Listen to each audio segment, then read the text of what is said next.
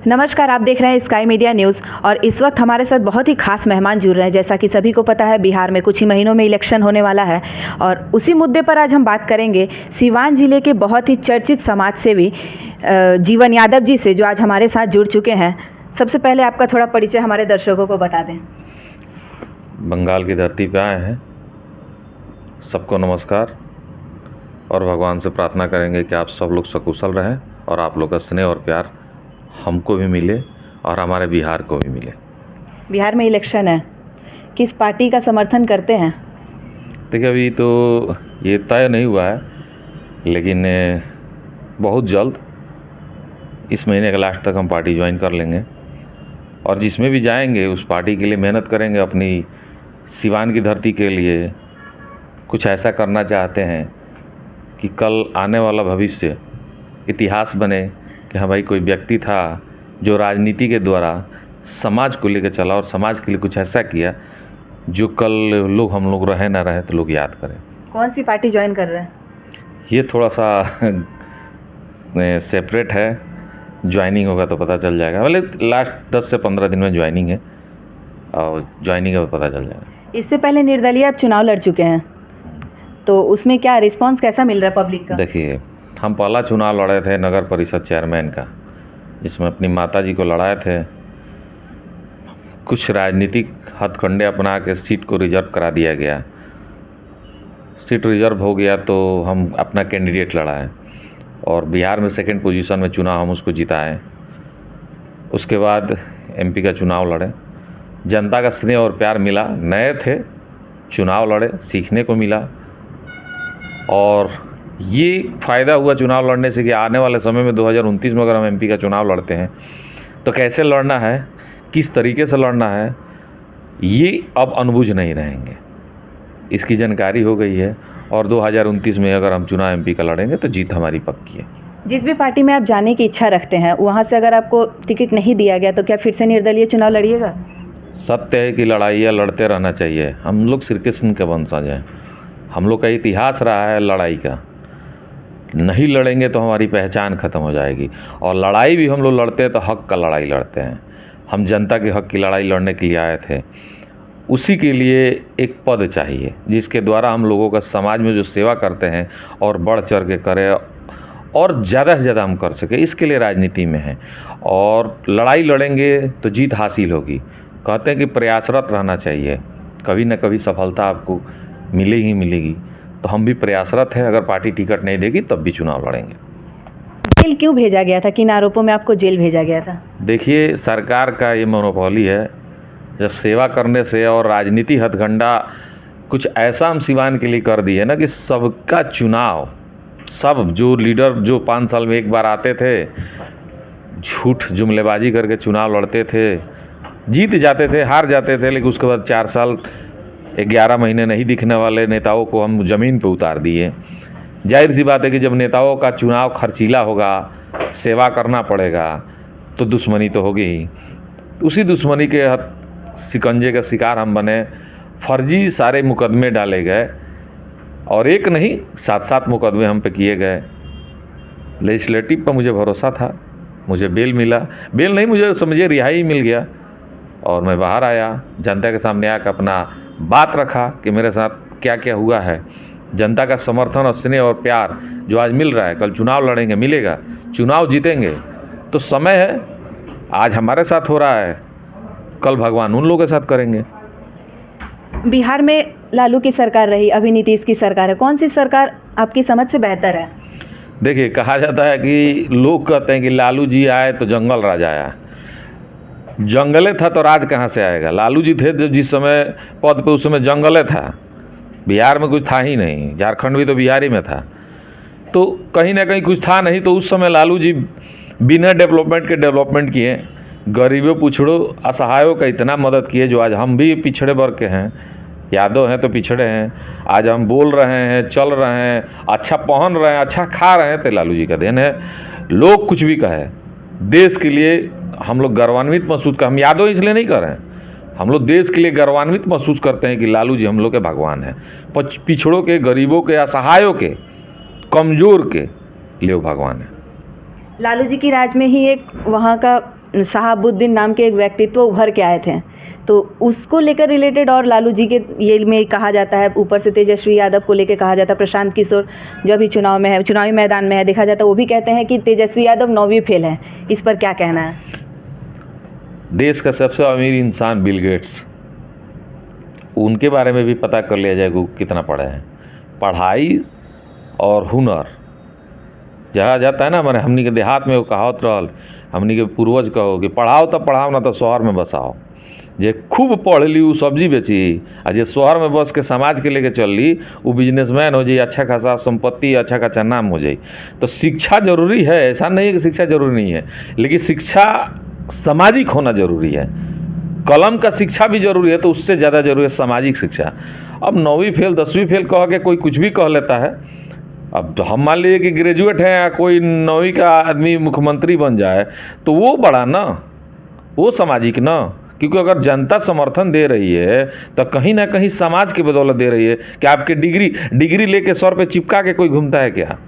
कोई कहता है कि हम, अच्छा आप कोई भी इंसान से रोड पे चलते हुए टाई लगा लेता है, कोट पैंट पहन लेता है, तो आप मान लीजिएगा कि वो ग्रेजुएट है।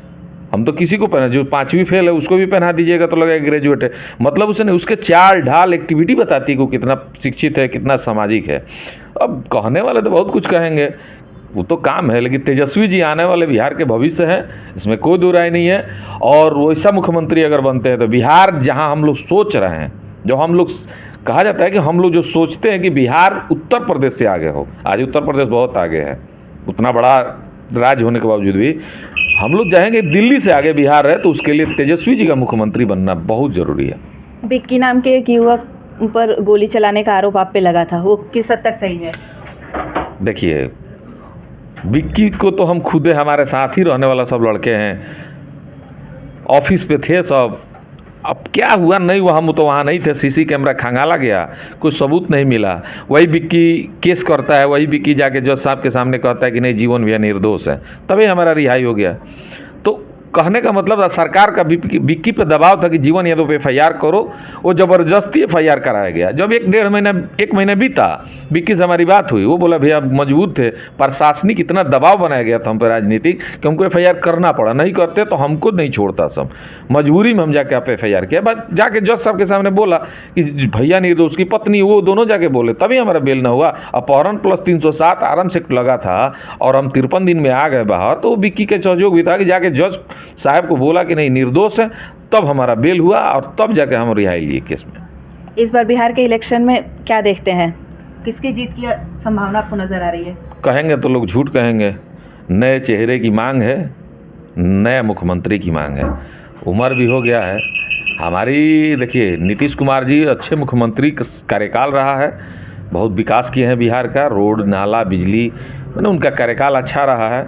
लेकिन अब है नए लोगों का ज़माना, अब लैपटॉप का ज़माना है, कंप्यूटर का ज़माना, क्या बोलते हैं, डेस्कटॉप का ज़माना चला गया, मोबाइल है तो एप्पल का ज़माना है।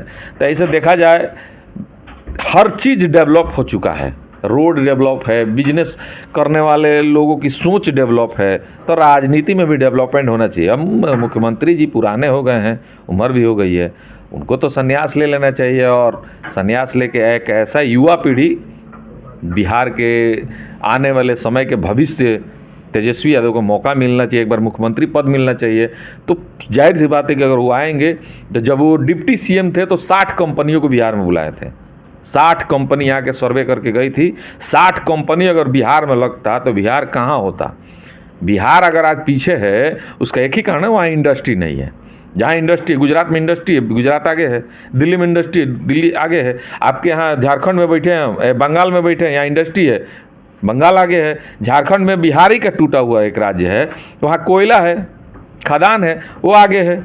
शिक्षा में देखिए आगे नहीं है, शिक्षा में आगे नहीं है, लेकिन बिजनेस में, व्यवस्था में आगे है। अगर आने वाला समय में वो अब डेवलप कर जाएगा। लेकिन बिहार को डेवलप करने के लिए एक मजबूत बिहारी का होना जरूरी है, क्योंकि वहाँ इंडस्ट्री नहीं है। जब इंडस्ट्री लगेगा तब डेवलपमेंट होगा। तो बिहार की मांग होनी चाहिए, आने वाला भविष्य तेजस्वी जी को मुख्यमंत्री बनाने के लिए बिहार की मांग होनी चाहिए, तेजस्वी जी की मांग नहीं होनी चाहिए। बिहार की जनता की मांग नहीं होनी चाहिए कि नहीं एक नए पीढ़ी के युवा को हम लोग मुख्यमंत्री बनाएं, कि बिहार में इंडस्ट्री आए, इंडस्ट्री आएगा तो शिक्षा, रोजगार और स्वास्थ्य सब में लाभ मिलेगा। मेरा अंतिम सवाल से इटावा में जो यादव कथावाचक के साथ घटना हुई उससे आपने ज़रूर सुना होगा, उस पर क्या कहिएगा? देखिए, ना ही पंडित ना ही यादव, कहानी वो थी एक पर्सनल इंसान की। जो पंडित लोग घटना जो किए निंदनीय घटना था, यादव के साथ नहीं, किसी के साथ नहीं करना चाहिए। ये कहीं संविधान में या चाहे किसी गीता में नहीं लिखा है कि सिर्फ कथावाचक पंडित ही होंगे। जो शिक्षित है, जो पढ़ा लिखा है, वो कथावाचक बन सकता है। अगर कथावाचक खाली पंडित ही होते तो पंडित जी लोग को दूसरा काम नहीं करना चाहिए।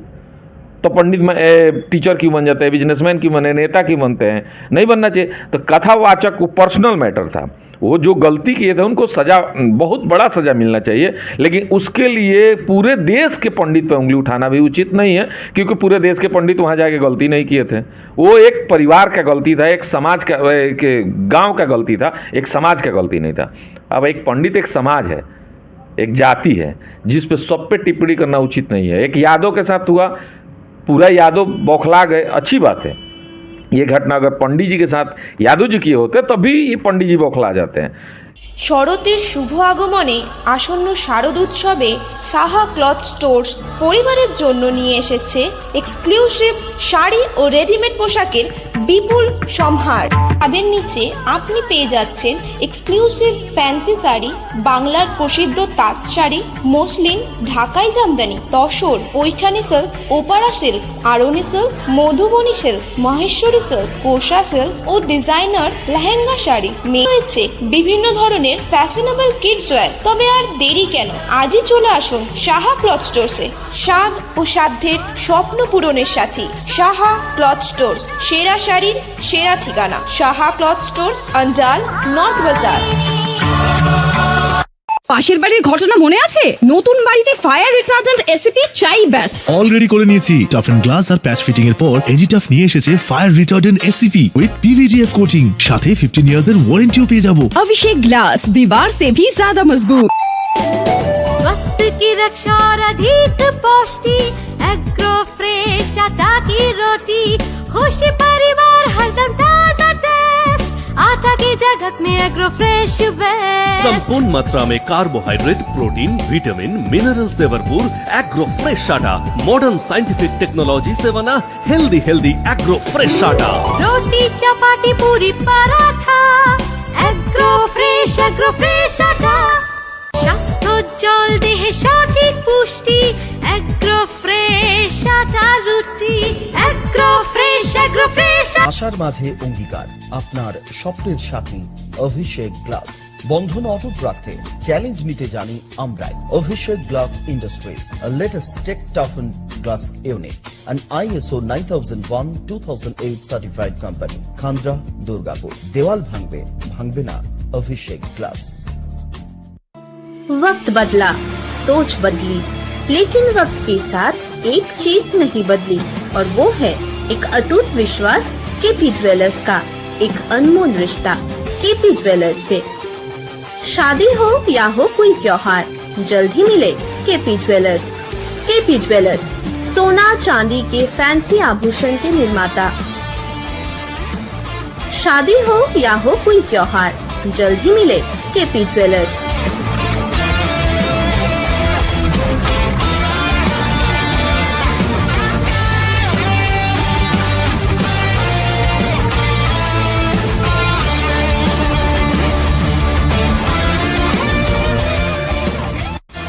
केपी ज्वेलर्स, बाजपाई मोड़, स्कूल रोड, उखड़ा।